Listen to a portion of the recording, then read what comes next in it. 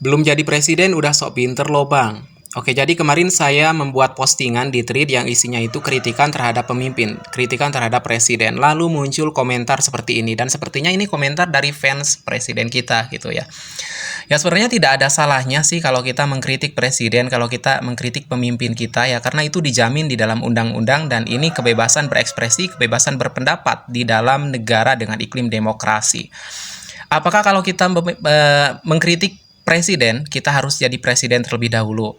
Apakah kalau kita mengkritik anggota dewan, kita harus jadi anggota dewan terlebih dahulu, masuk gedung DPR dan mengkritik sesama anggota dewan gitu?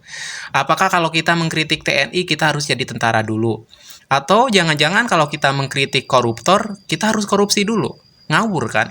Jadi gini ya, yang namanya mengkritik pejabat, atasan, atau siapapun itu adalah hak warga, hak masyarakat yang diatur di dalam undang-undang dan termasuk salah satu ciri dari negara demokrasi yang mengedepankan egaliter dan kebebasan berpendapat.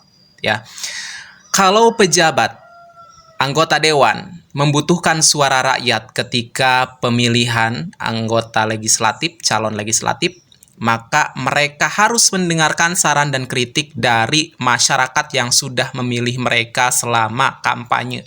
Kalau presiden dipilih oleh rakyat, ya, dan dia menang, maka dia harus mendengarkan saran dan kritik dari masyarakatnya. Kalau umpamanya masyarakat menemukan ada janji-janji yang tidak dipenuhi oleh pemimpin, maka masyarakat kita berhak mengkritik pemimpin yang tidak memenuhi janji-janjinya. Kalau masyarakat kita menemukan kezoliman yang dilakukan oleh pemerintah seperti penyerobotan tanah, memaksa membeli tanah para warga sementara mereka tidak mau menjual tanahnya demi PSN, proyek strategis nasional misalkan, atau membeli tanah untuk hilirisasi tambang yang ternyata merugikan mata pencaharian masyarakat dan merusak lingkungan, maka masyarakat berhak untuk mengkritik pemerintahnya yang telah merugikan lingkungan dan mata pencaharian mereka. Mengkritik presiden, mengkritik pemimpin, anggota dewan, siapapun itu adalah hak kami sebagai warga negara, ya.